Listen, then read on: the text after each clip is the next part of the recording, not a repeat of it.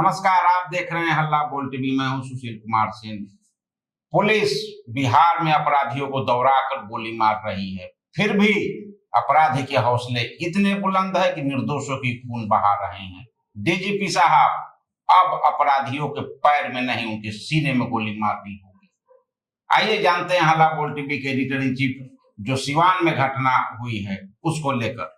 देखिए, सिवान में जो घटना हुई है कि बीजेपी नेता के भांजे की हत्या कर दी गई। इसके बाद एनकाउंटर हुआ है और सिवान पुलिस ने भी दौड़ाकर गोली मारी है। ये कार टच होने के बाद सोचिए कि किस तरह से बिहार में हत्याएं हो रही हैं। एक कार और एक बाइक, इतनी भी कीमत इंसान के जान की नहीं है। किसी के कार में स्क्रैच आ जा रहा है, किसी के कार से टक्कर लग जा रही है तो उसका खून बहा देगा। कार में टच होने के बाद फायरिंग हुई थी और बीजेपी नेता के भांजे की हत्या कर दी गई थी सिवान में पूर्व एमएलसी और बीजेपी नेता मनोज सिंह के भांजे की गोली मारकर हत्या कर दी गई थी। इसके बाद अपराधियों के साथ पुलिस की मुठभेड़ हुई और पुलिस ने आज सुबह अपराधी छोटू यादव को दौड़ाकर दोनों पैर में गोली मार दी। अब वो अस्पताल में है, उसे इलाज के लिए पटना रेफर किया गया है। छोटू यादव ने बीजेपी के पूर्व एमएलसी मनोज सिंह के भांजे हर्ष कुमार और उनके बहनोई को गोली मार दी थी। बुधवार की शाम 6:30 बजे अंधाधुंध गोलियां बरसाई थी।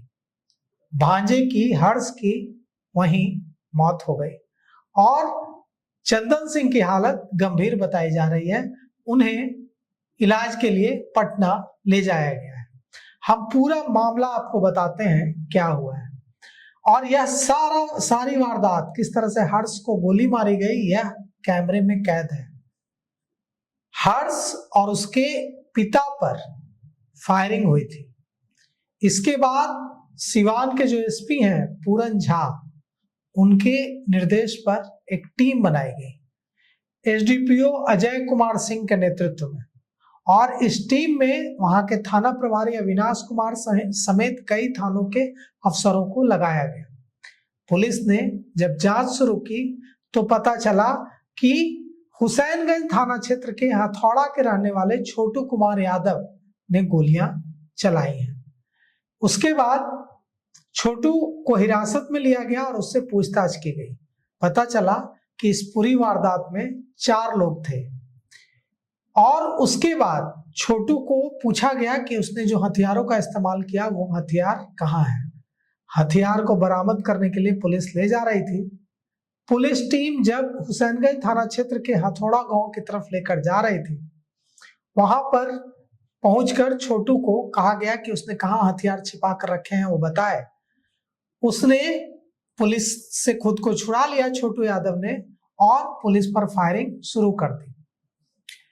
अब छोटू ने, कहा जा रहा है कि छोटू ने 5 राउंड फायरिंग की, जिसके बाद पुलिस ने भी 3 राउंड जवाब में फायरिंग की और छोटू के दोनों घुटनों में गोली लगी है।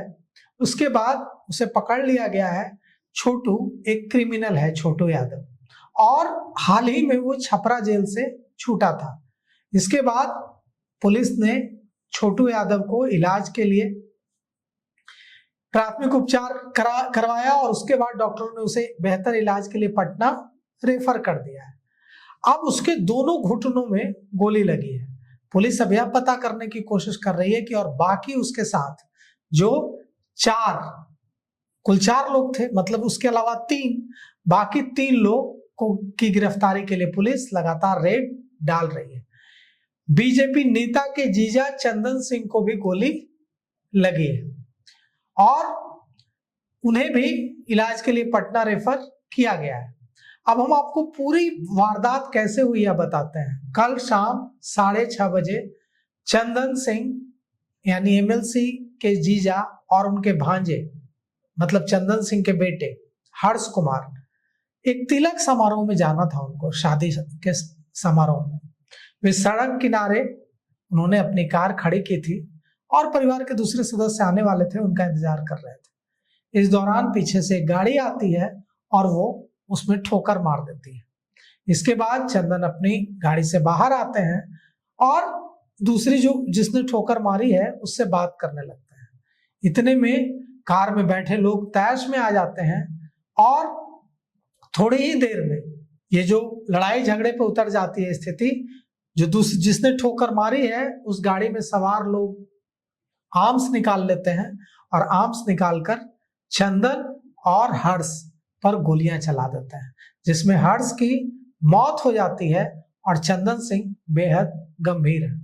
आप सोचिए कि क्या कोई ऐसा सोच सकता है कि अगर कि इस रोड रेज में जिस तरह से लगातार घटनाएं हो रही हैं, ये एकदम दिल दहला देने वाली है। क्या आदमी सड़क पर न चले? क्या बिहार में लोग घरों में कैद हो जाएं? कब कौन कहां से किसकी गाड़ी छू देगी और उसके बाद उसको गुस्सा आ जाएगा और उसको गोली मार देगा। पटना में भी ऐसी वारदात हो चुकी है रोड रेज में हत्या की। ये ऐसा नहीं है कि पहली हत्या है।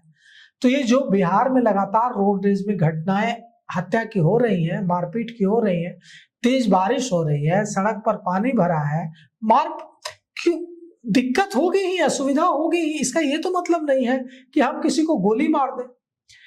पूरे वीडियो में जो बनाया है आसपास के लोगों ने उसमें कैद है कि छोटू यादव आता है और चंदन सिंह और हर्ष को गोली मार देता है।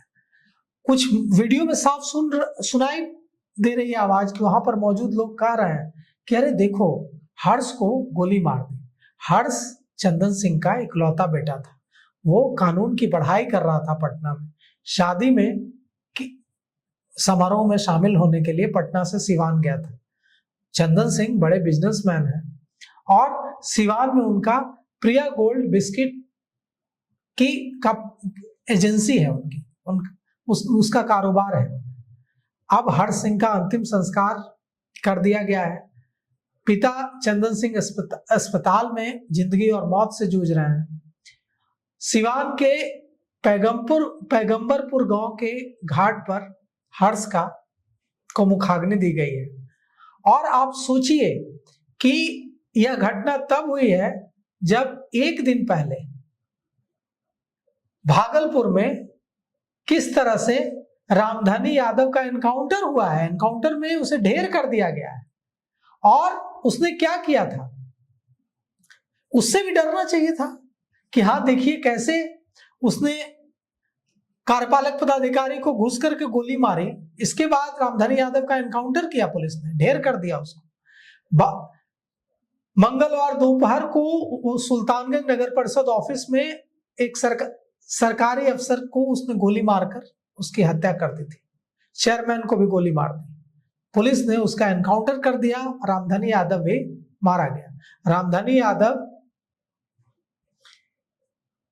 एक अपराधी के कुख्यात अपराधी है, नोटोरियस क्रिमिनल है। रामधनी यादव के परिवार के कई सदस्यों को पुलिस ने हिरासत में लिया है। उसके चारों बेटों, पत्नी नीलम देवी और परिवार के दूसरे सदस्य लगभग 8 लोगों को हिरासत में लिया है। पुलिस ने जिस तरह से एनकाउंटर किया रामधनी यादव का, उसके बाद तो लोगों में खौफ होना चाहिए था अपराधियों में कि अगर हम गोली चलाएंगे तो पुलिस भी गोली चलाएगी। सिर्फ जेल की बात अब नहीं है कि जेल भेज देगा तो क्या होगा, बेल हो जाएगी। तो कुल मिलाकर के मामला यह है कि पुलिस जिसके एनकाउंटर का भी खौफ अपराधियों पर नहीं हो पा रहा है, डर नहीं लग रहा है। और यह बिहार के लिए खतरे की घंटी है। तो पैर में गोली लगे, घुटने में गोली लगे या सीने में गोली उतारनी पड़े, जो करना पड़े, हमें क्राइम फ्री बिहार चाहिए। एक ऐसा बिहार चाहिए जिसमें बिना डरे सड़क पर लोग निकल सके। तो पुलिस को अब नए हथकंडे अपनाने होंगे। पैर में गोली मारने से अपराधी अभी भी नहीं डर रहे हैं, बेखौफ होकर सड़कों पे घूम रहे हैं, आम लोगों की जान ले रहे हैं। अब उनका इलाज, भरपूर इलाज ऐसा कि फिर से वो सांस न जुटा पाए, कोई सोच न सके किसी नगर, किसी शहर और गांव में किसी पे गोली चलाने की बात उनके दिमाग में ना आए।